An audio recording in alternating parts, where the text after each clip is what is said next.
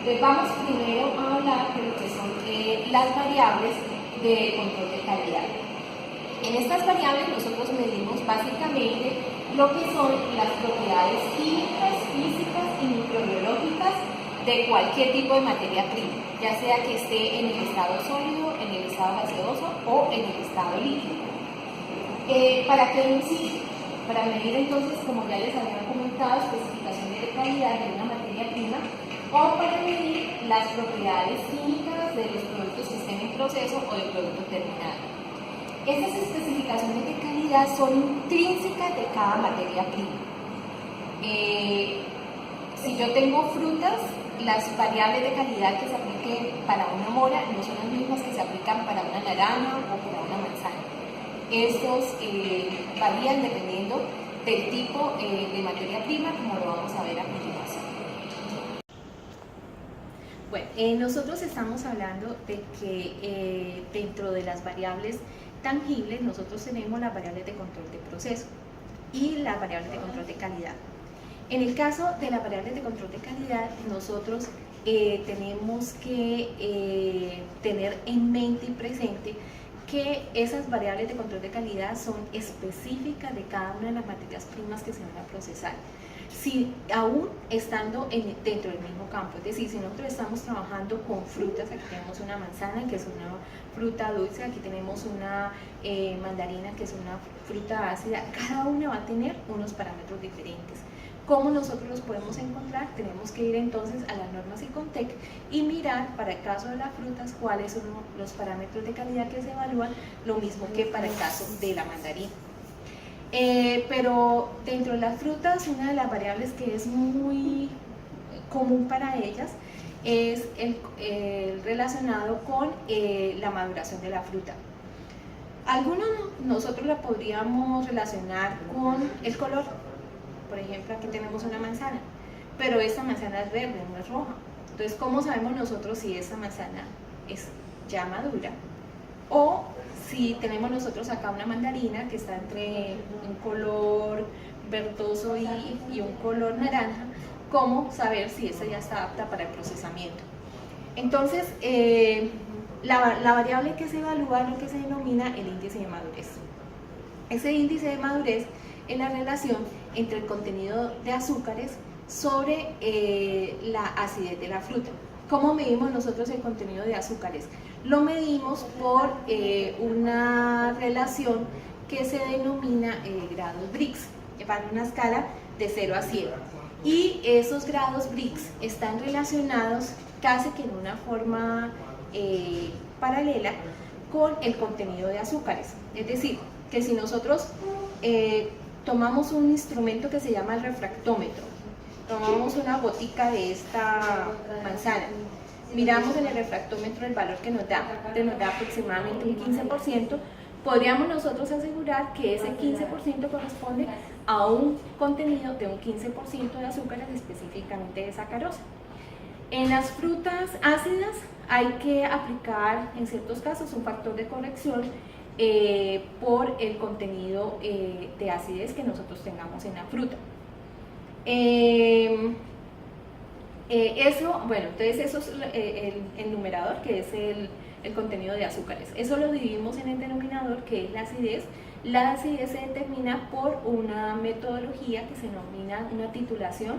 Yo creo que ustedes en bachillerato hicieron esa práctica en el laboratorio, es una titulación ácido-base, que se utiliza el NaOH y unas goticas de fenolftalina para hacer la neutralización, y dependiendo del volumen que nosotros gastemos de la base, aplicamos una formulita para saber cuál es el contenido de acidez que nosotros tenemos en la fruta.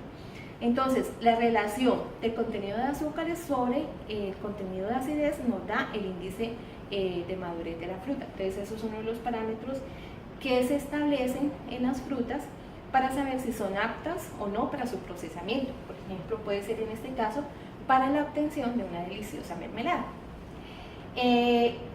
Pero ese rango de madurez varía dependiendo del tipo de fruta. Es decir, que tendríamos un rango de madurez para una fruta como la manzana y que sería diferente del rango de madurez para otra fruta como lo es la mandarina. De igual manera, bueno, también que otros parámetros se evalúan en las frutas, se evalúa el tamaño en el caso de que tengamos una máquina con unas mediciones específicas para realizar el corte de la fruta, su color, pero vemos que su color es muy relativo. En algunos casos también se evalúa pues el sabor y el olor, ¿no?, de la fruta. De la misma manera, nosotros también evaluamos como variable tangible la calidad en el producto terminado o en el producto que está en proceso. En este caso, producto final a partir de esta fruta puede ser la mermelada, y en el caso de la mermelada ya no evaluamos el índice de madurez porque ya no tenemos la fruta, ya tenemos ese otro tipo de producto, y aquí específicamente lo que se evalúan son las propiedades organolépticas, el color, el olor, el sabor, además de otras relacionadas con la viscosidad de la mermelada, ya que esa es un atributo por el cual nosotros utilizamos este producto para untar en el pan. Entonces aquí es muy importante evaluar esa viscosidad de esta mermelada. En el caso de los minerales, nosotros ya evaluamos otras propiedades totalmente diferentes a las frutas, y lo que nosotros evaluamos entonces es el contenido del elemento de interés que nosotros tenemos en el mineral. Aquí yo les traigo como ejemplo un mineral de oro. Lo que ustedes ven acá que brilla no es el oro, es el falso oro. Por acá nosotros, esto es lo que se denomina la beta y es lo que siguen los mineros. Por acá nosotros tenemos unas pinticas yo creo que no se alcanzan a ver porque es algo muy minúsculo, del oro dentro de este mineral. Entonces ustedes entienden por qué nosotros tenemos que triturar 1 tonelada de esta roca, o sea aproximadamente 1.000.000 de gramos, para solamente obtener unos poquitos, entre 5 o 10 gramitos de oro, porque realmente la concentración de oro en la roca es muy pequeña. En el caso del oro, para que esta sea económicamente explotable, la concentración tiene que ser mínimo de 7 partes por millón, que es esa relación que yo les digo, ¿no? 7 gramos de oro en 1.000.000 de roca. Caso diferente, por lo menos lo vimos en el caso del cobre, donde las concentraciones que nosotros vemos del cobre para que sea económicamente explotable son mucho mayores. Aquí yo les traigo un ejemplo real de lo que es la azurita, que sabemos que es un óxido de cobre, y en donde nosotros vimos que para que sea económicamente explotable, la concentración de cobre en el mineral tiene que ser entre mínimo 0.8%, de ahí en adelante, pero más o menos lo que se encuentra en la naturaleza es entre un 0.8 y un 1.5% en cobre.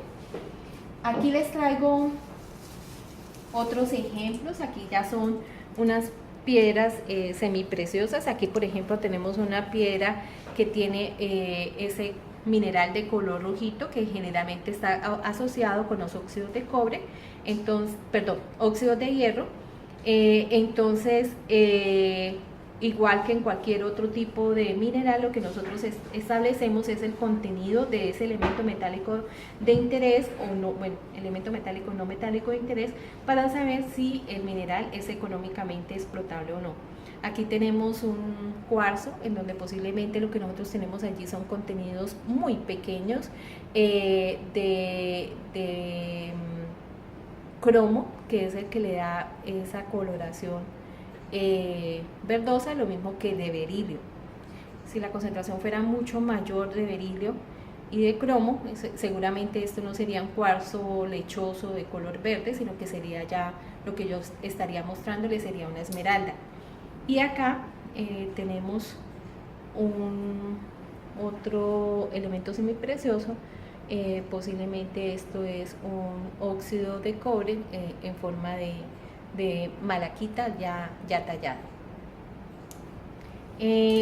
Entonces es importante que ustedes tengan presente que lo que uno evalúa como parámetro de calidad en una materia prima es intrínseca de esa materia prima, Y esos parámetros de calidad, entonces nosotros tenemos que, para poderlos analizar, tenemos que estandarizarlo con unas normas que ya están dentro de la legislación colombiana, en este caso las normas Incontec. Vamos a ver otros ejemplos, vamos a ver el caso de la leche, vamos también a ver el caso de la carne, o sea, estamos viendo sectores totalmente diferentes, en donde nosotros nos damos cuenta que los parámetros de calidad que se evalúan en cada uno de ellos es muy diferente el uno del otro. Entonces, hablando de la leche, nosotros primero tenemos que mirar antes del ordeño si la ubre de la vaca está contaminada. Una de las maneras de mirarlo es por la presencia de mastitis, que es una inflamación de la ubre, y si esa inflamación de la ubre existe, lo más factible es que la leche esté contaminada, entonces no es apta para consumo humano.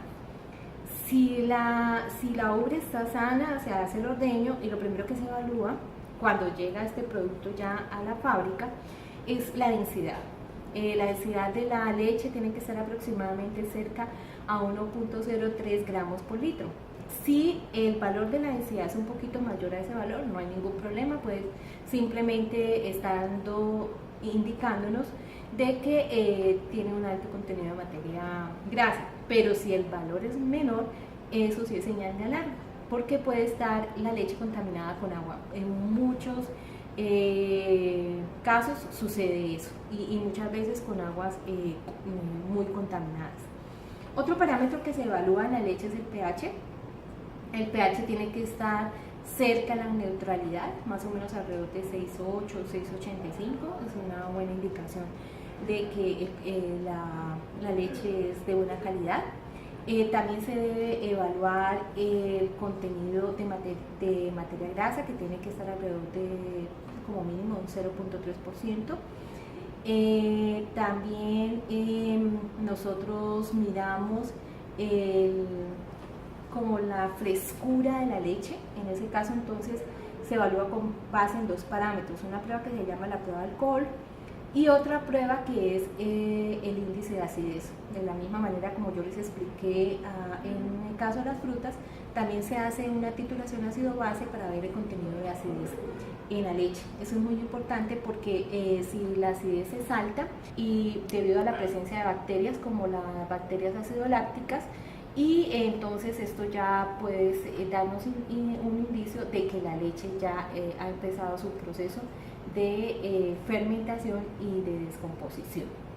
Entonces, a grosso general, digamos que esos son los parámetros que se evalúan de calidad en la leche. Fíjense que son totalmente diferentes a los que hemos mencionado que se evalúan en el caso de las frutas, en el caso de los minerales, y como lo vamos a ver también ahora en el caso de las carnes, y que nuevamente vuelvo y menciono, eso es intrínseco y propio de cada materia prima. También para la leche hay una norma de calidad Incontec donde nos explica cuáles son qué tipo de análisis y cómo son esas pruebas que se tienen que hacer a nivel de laboratorio para evaluar la calidad no solamente en la leche, sino en cualquier producto de tipo lácteo. Y les tengo, por ejemplo, un folleto donde nosotros tenemos todas las pruebas de calidad que se le hacen a la carne, en donde nosotros vemos que dentro de esos análisis uno de los más importantes es el pH. Como nosotros lo vemos acá, se coloca el potenciómetro directamente en contacto con la carne. Ese pH tiene que estar alrededor de 7, o sea, tiene que ser un pH completamente neutro. También se evalúa la capacidad de retención de agua, porque esto también nos indica qué tan madura está la carne.